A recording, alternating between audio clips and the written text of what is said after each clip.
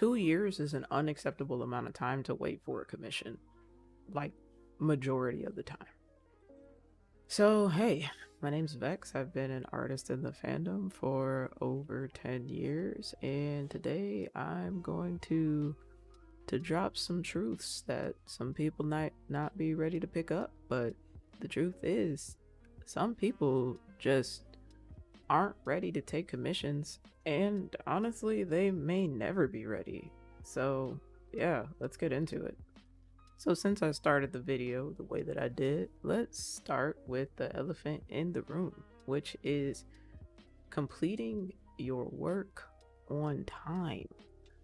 Whatever on time is, but I do feel like there is definitely a reasonable amount of time that most people are willing to linger within, and I find that that sweet spot often aligns with the same amount of time that someone is able to get a chargeback to go through if it ends up being necessary to even request one. A chargeback, when not done maliciously, is a option where someone can request either through the payment processor or through the credit card company itself to basically retrieve the money that was sent because they did not actually get what was requested. And the time frame for that is generally between 60 and 120 days. When it's a dispute, most of the time it is 120 days. I believe that when it's through certain payment processors, it may be a little longer than that, maybe 180 days. But still, generally, you're looking at 2 to 3 months. Every time I bring this up on Twitter or anywhere, there's always the but what abouts and da da da. So let me address that now. Let me start with transparency is literally everything. And I've been saying this for years. At the end of the day, I think what most commissioners want more than anything is just some transparency, the ability to choose. And I feel like if someone can find a way to argue with the fact that giving someone the choice, like all of the information they need to make an informed decision, is a bad thing, then I would be very suspect of commissioning that person. So what I mean by that is in the terms of service, which a lot of y'all need to read the whole damn thing. A lot of you do not read terms of service, or you skip over it entirely. And at that point, it's partially your fault if you still commission somebody and you skim read, or you just didn't read at all their terms of service, but they have clearly, put everything you needed to know in their terms of service. So that being said, putting in your terms of service, hey, my turnaround time is blank, whether that's 1 month, 2 months, or a year, allows someone to make an informed decision. If they want to give up their ability to possibly have a credit card company or payment processor back them up on the fact that a drawing has been taking an extended period of time, then that is their decision. But at least give them all the pieces to the puzzle to make that decision. Because there are some artists whose art is so stunning that I would wait a year and a half if it meant getting art from them, and it would just be like this really neat random gift later down the road that I probably forgot about. I obviously keep tabs of your commissions and the things that you buy, but like that's how I think of it, is like by the time it came around, it probably wouldn't have been at the forefront of my mind, and it would, I don't know, maybe it pops up on a day that I had a really horrible day and the artist is like, hey, just completed your commission and this is just super dope art of my character. Like, oh man, what, that's a crazy pick me up. But at the same time, there are also artists that I wouldn't be willing to wait that long, whether it's because it's a newer artist that doesn't have a track record yet, and I don't know if I can put that trust in them to get it done in a certain amount of time, then maybe that's the reason. Or maybe it's because this is an artist that's recovering from having a bad track record, and I would want to know that I'm going to be secure by the payment processor or the company that my card is through being able to back me up in the event that something goes awry. There can be any number of reasons why someone simply isn't willing to wait that long. And another elephant in the room is when I first started taking commissions, the reality was I was just slow. And it is a very difficult thing to balance quality and speed and vice versa. But it is something that is important to figure out early on, or to the best of your ability as soon as you can, because if you are spending 13 hours on a drawing that in reality a lot of artists around you are able to get done in a shorter amount of time, then you could be the reason that you're not making the amount of money for the time that you spent working on the piece. And I get it, like it definitely comes with time and skill, um but it is something that should at least be actively being worked on. Again, using my eyes and me's, when I first started out, I would take like 8 hours on a drawing that I only got $15 for. The reasoning for that was my art really wasn't that foundationally stable at the time, and I had a lot of improving to do. Because as you improve and you go through the motions, you are able to complete a drawing in a shorter amount of time because you have built up not only that muscle memory but your repertoire of understanding your program, on having hotkeys, knowing when to cut corners and when to spend more time refining your process, etc. That's all stuff that just comes with time and practice. I was willing to accept that amount of money because for me at the time, making $5 while learning to draw was better than making no dollars while learning to draw. At least this way, I could get a bag of Skittles to eat while I was suffering. So, yeah, I know because I've been there. But now the time that it would have taken me to draw an icon is exponentially different, and that just comes with all the skills gained and the years and hours practicing. And that's why you shouldn't charge less for being able to work faster, but that's a conversation and a video for a whole nother time. But yeah, like this conversation seems to always be something that is, I don't know, a hot topic, a hot take, whatever, which is wild because sometimes this will be the same people that are like comparing to, you know, industry and industry prices and blah blah blah. I'll tell you right now that if you were to try to apply for an industry level job and you were like, yeah, I can complete one drawing in 6 weeks, um you're probably not getting hired. So there is a benefit of leniency in doing commissions to an extent, but for efficiency purposes, if this is going to be a massive chunk of your income or all of your income, realistically speaking, not idealistically speaking, realistically speaking, you need to be calculating the amount of money that you would need for X, Y, and Z of your living situation and bills and etc. And you need to be asking yourself, can I complete this many drawings or this many hours feasibly within whatever my month of bills and rent and blah blah blah is going to be? Because if the answer is no, then like that speaks for itself. And to touch on it before somebody decides they want to, yeet me into the ocean, emergencies happen. Things occur, and I've been in those scenarios where, shit got rough. In that situation, transparency again is key. Let people know what's going on, but also do not make this a habit.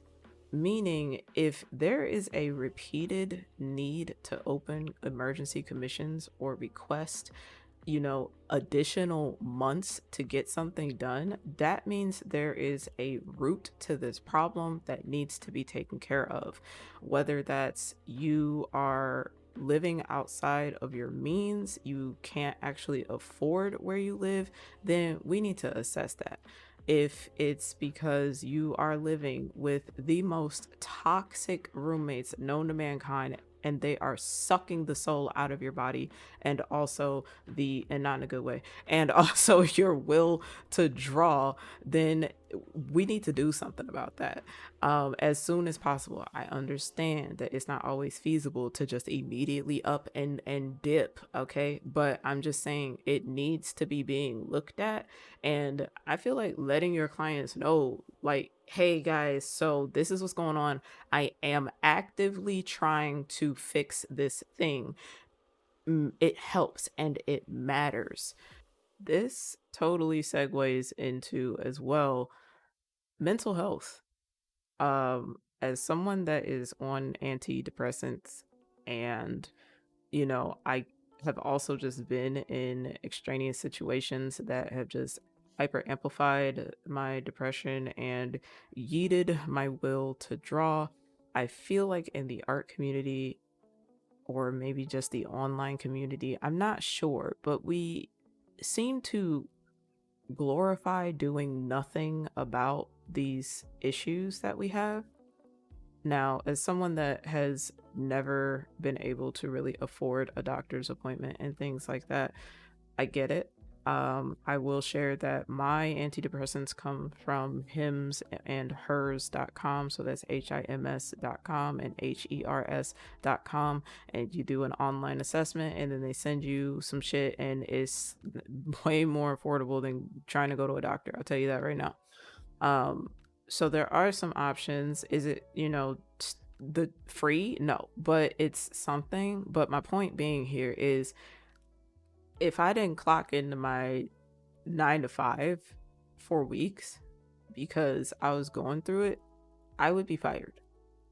And I feel like we don't honestly address this enough in art and online communities, which is, once you take the money, it is a transaction. There is an amount of professionalism that needs to be present, and communicating and deadlines is on that list of professionalism related things. So if there is more to it, if you have a hard time, communicating, if you have a hard time focusing, then you either need to seek out things that could help you with those exact issues, such as therapy or such as medication. There is nothing wrong with needing something to help you function.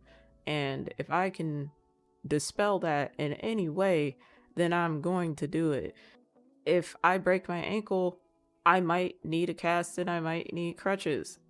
If my brain is fucking broken, Lord, it is, then it might need a cast and some crutches, i.e., therapy, i.e., medication. So, addressing these things so that you can get the work done is important. And I don't understand why it seems like we want to just skirt around it or ignore it, or worse, just, I don't know, romanticize it. Like, I've heard people say I do my best work when I'm depressed. Okay, but like, is this one drawing a year? Like, I don't care if you're Van Gogh himself. If you do one drawing a year and it don't sell for $50,000, you're fucked, bills wise. You know, and if it is, you know, to the point where you literally cannot function through it, nothing, you know, let's say you've tried literally everything, and you are in the small percentage of people where absolutely nothing helps. I know you don't want to hear this, but maybe this isn't something you monetize. It's okay to just do this as a hobby as well. um you know, like I wouldn't try to take up flying a damn plane, and I'm terrified of heights. Just, you know, also in the same vein, sometimes having a type of partnership too can be an option as well. Just trying to also give you options rather than just say, you know, fuck it. Because obviously no one wants to hear that. I get it. They're like, you know, but this is what I want to do. I hear you. Just please be realistic. But anyway, you know, maybe having someone at your side that is able to do the you know, respond to the emails and blah blah blah. Having an assistant can make a huge difference. I have an assistant. I love him. Sean, you the goodest. Also, asking me how to get assistant is a video for another day. Long story short, post on your social media or something. Just be like, hey, brain do bad.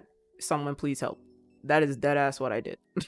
So that's the short version. But anyway, or if you do have a hard time getting work completed, there are artists that work in tandem with each other. There are several in the fandom that I can think of, and they are very efficient for it. Someone does the line art, someone does the colors, then they back and either, and then maybe someone does the shading or whatever, but like they work together. Now that one, I don't have an answer on how to get done. I feel like there's a lot to go into that and a lot to consider, and that would also be a video for another day.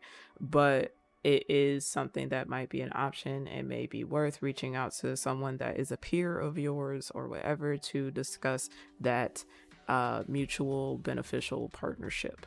So that was the biggest thing to cover.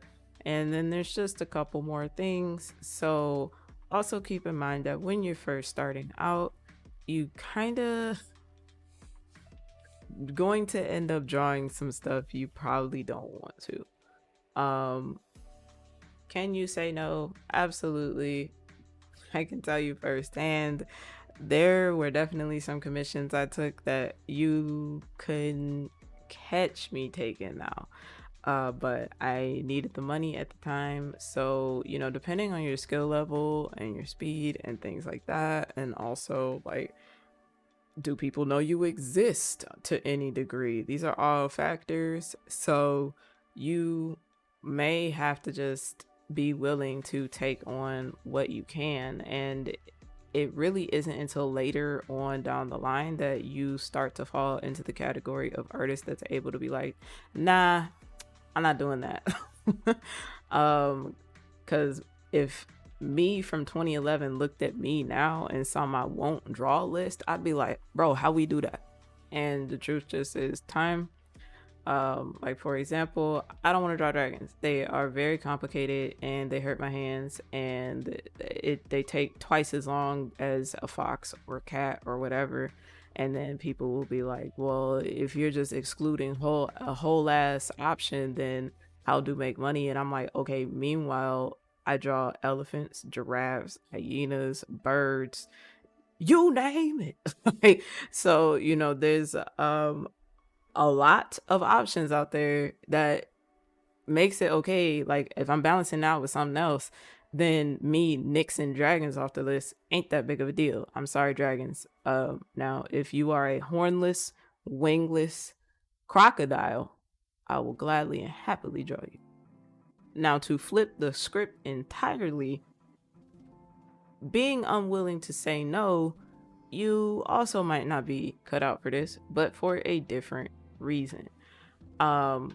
If you are unable to say no, like to the fact that you're full, your commissions are full, you cannot take on any more work, but you don't know how to say that, and so you just take on, pile it on and pile it on and pile it on. This is how you end up with a backlog, and this is how you end up being the subject of the first part of this video. So not knowing how to say no, you gonna have to learn how to do that, or once again, you might not be ready for this. There is going to reach a point where people want art from you frequently, and it feels so good, and it is always going to feel bad to have to tell someone like, I'm sorry, I'm full. But I promise you, there are people that will understand. There are people that will wait. And the dope thing about them being willing to wait, like, there are people who have waited years to get art from me. And the bright side is I have improved exponentially. So when they do get the slot, then my art will be at a completely different level. Also, before someone brings it up, yes, if someone has to wait an extended period of time to get art from you, then chances are, yes, your prices did go up, but I don't feel like that is a reason to try to take on more than you should or say yes to everyone, because if they've been saving that $20 or $25 every 3 or 4 months or what have you, then depending on whatever you raise your prices, I will say most artists like tend to raise their prices between $20 and $40 every year depending, then there's no additional issue with getting the art at the new price for the better quality. You know, we just save for the things we want. Save that same $20 while you wait. Over and over again. That's it. Speaking of putting your foot down as well, make sure you have a will not draw section for later down the road, or even when you start, because if you take on things that you genuinely, and I mean genuinely hate, and like in your heart of hearts, you wouldn't be drawing this if it weren't for the money. Okay, that needs to go on the don't list, regardless of where you're at in your artistic journey, because what will end up happening is you will burn yourself out on drawing things that you hate, regardless of the money. And I have seen this happen firsthand. I'm not gonna give any examples, but I feel like if you just sit down in silence, doing whatever it is you're doing for a minute here, you can come up with some things. Finally, as well, being assertive about you are not accessible 24/7. There are very few jobs on this planet where people do not have a clock in and clock out time. Okay? And there are even fewer jobs where they don't at least get 1 to 2 days off. You have got to be willing to state that you have off days and off times like anybody else. You will send yourself into turmoil trying to be available for someone to reach out and poke and prod at you about their commission 24/7, especially if you get the particular psychotic person that thinks that the message they send to you at 3:47 in the damn morning needs to be responded to within 2 minutes, or you're ignoring them. These are the type of people you actually just need to go ahead and weed out now. Because again, otherwise it could just completely destroy your desire to even finish the commission at all. Been there. Or, you know, so just having that willingness, it matters too. And I also feel like if you're not willing to basically be like, look, these are the open and close hours, okay, then you again might want to reconsider, like, am I really ready to take on commission?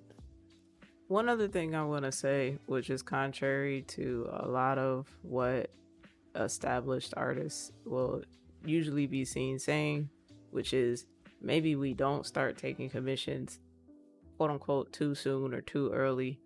I actually think in the event that you watch through this whole video and you're like, I think I'm ready, I think doing that before you amass a severe following is actually for the benefit. I cannot imagine opening commissions with 20,000 plus followers.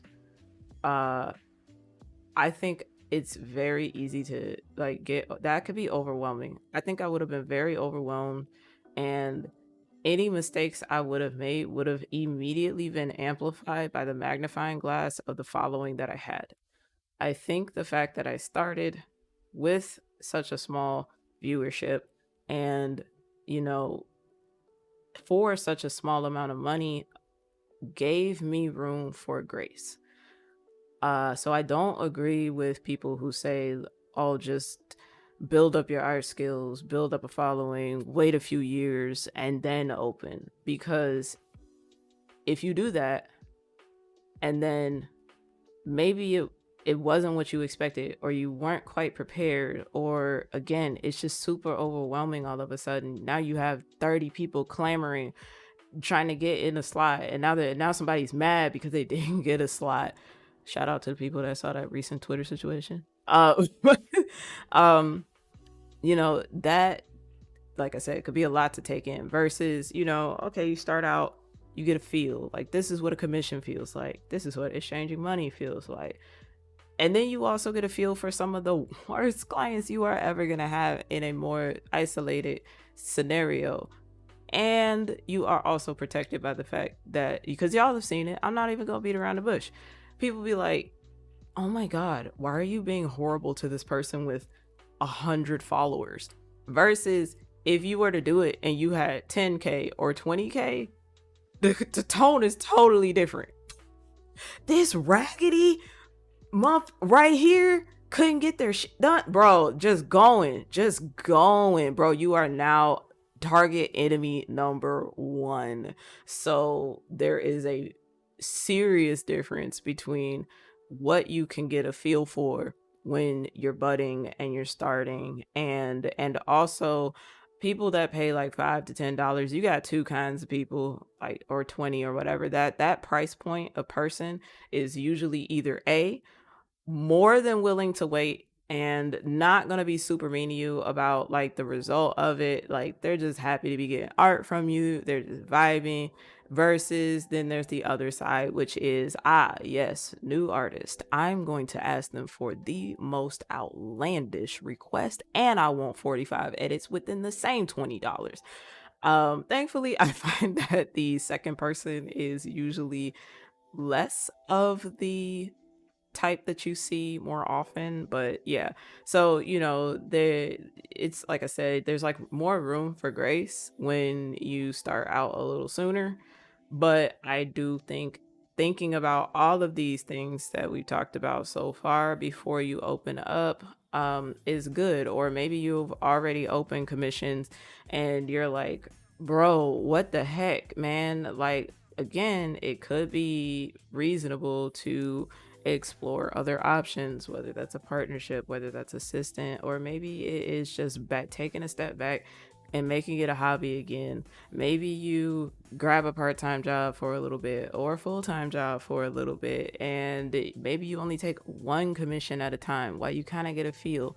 Maybe you test out only doing YCHs or adopts, or there's a lot like of room to make selling artwork. It's just finding your flow, because I will say, like, I can't take ginormous batches of art. I don't get how anyone does. I have to take small batches that are usually 1 to 10 slots, and as of the last few years, it's like 1 to 5 slots.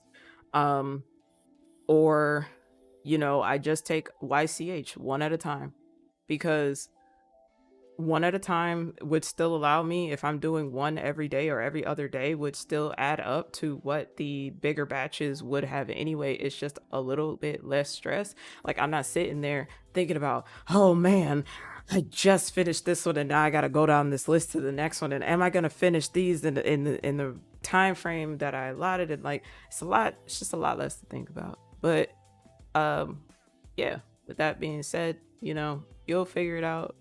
Commissions aren't for everyone, but for those that can find their flow, they can be very rewarding. And obviously, it's a really neat option to be able to monetize your work.